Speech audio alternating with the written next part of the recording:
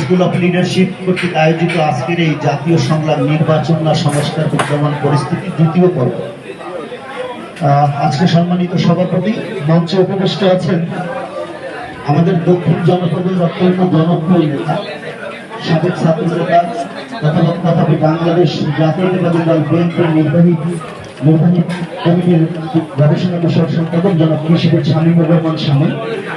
মঞ্চে উপবিষ্ট আছেন শ্রদ্ধেয় নেতা জনাব ডক্টর পারভেজ রেজা খানম, স্বাস্থ্য সম্পাদক জাতীয় নির্বাহী কমিটি জাতীয়তাবাদী দল বিএনপি, এবং আমার সাথে উপস্থিত বিভিন্ন সেক্টরের সম্মানিত নেতৃবৃন্দ, সবাইকে আসসালামু আলাইকুম ওয়া রাহমাতুল্লাহ। আসলে আমি জাতীয় নেতৃবৃন্দ বক্তব্য দেবেন, আমি বক্তব্য দীর্ঘায়িত করবো না। আমি শুধু একটা কথা বলতে চাই, আজকের এই সংগঠন যার নেতৃত্বে আমরা আজকে এখানে একত্রিত হয়েছি, উনি আমার শুধু রাজনৈতিক বড় ভাই নয়, আমি আমার অনেক সময় অনেক প্রোগ্রামে করে থাকি, আমার রাজনৈতিক শিক্ষক।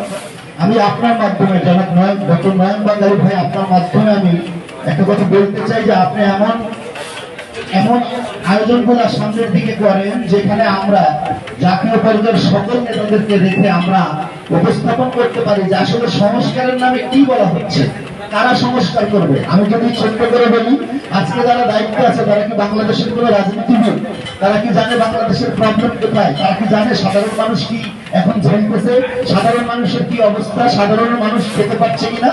আমি আপনাকে বলবো, আপনি আরো বড় পরিসরে প্রোগ্রাম করেন, সেখানে আমাদের সমস্ত সেক্টরের নেতৃবৃন্দদেরকে এনে আমরা ডাক দিতে চাই যে আমরা নির্বাচিত সরকারের হাতে, আমাদের নির্বাচিত সরকারের হাতে ক্ষমতা যাবে। নির্বাচিত সরকার, রাজনৈতিক দল তারা সিদ্ধান্ত নেবে এদেশের সাধারণ মানুষ কিভাবে বসবাস করবে, এদেশের সাধারণ মানুষের জীবন আসলে কিভাবে পরিচালিত হবে। আমি সবাইকে ধন্যবাদ জানিয়ে আমার বক্তব্য এখানে শেষ করছি। বাংলাদেশ জিন্দাবাদ, জাতীয়তাবাদী দল বিএনপি।